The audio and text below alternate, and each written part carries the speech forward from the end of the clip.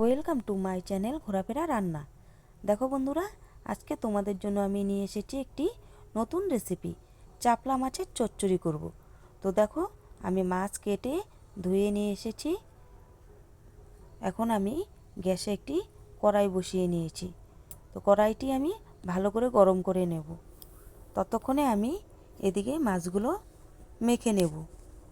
মাছগুলোর মধ্যে আমি পেঁয়াজ কুচি, কাঁচা লঙ্কা, অল্প তেল, অল্প হলুদ আর অল্প লবণ দিয়ে আমি ভালো করে মেখে নেব। তো মেখে নিচ্ছি, দেখো তোমরা।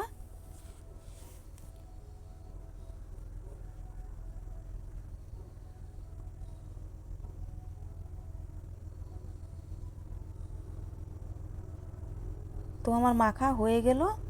এদিকে আমি কড়াইতে তেলও দিয়ে দিয়েছি। এবার দেখো তেলটা গরম করব।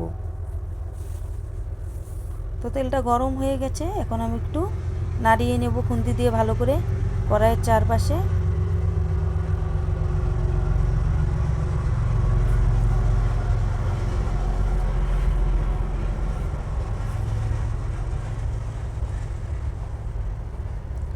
এবার আমি মেখে রাখা পেঁয়াজ মাছগুলো সব দিয়ে দিলাম।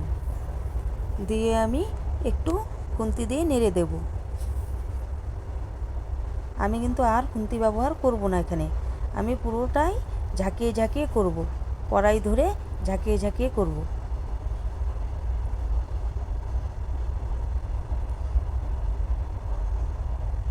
এখন আমি অল্প ঢেকে দিচ্ছি।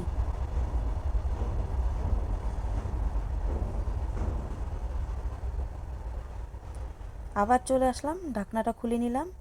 নিয়ে এখন আমি দেখো অল্প ঝাঁকিয়ে দেব, উল্টে নেব। ঝাঁকিয়ে ঝাঁকিয়ে উল্টে পাল্টে করে নেব।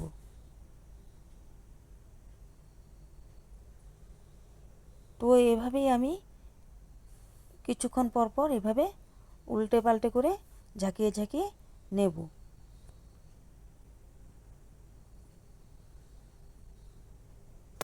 বন্ধুরা, তোমাদের যদি ভালো লাগে এভাবে বাড়িতে বানিয়ে অবশ্যই খাবে।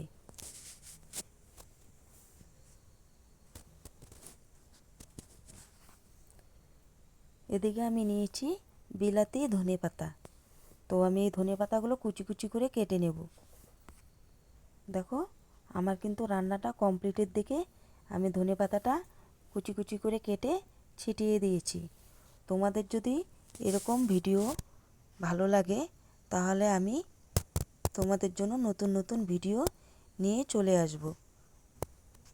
তার জন্য তো অবশ্যই লাইক কমেন্ট দরকার।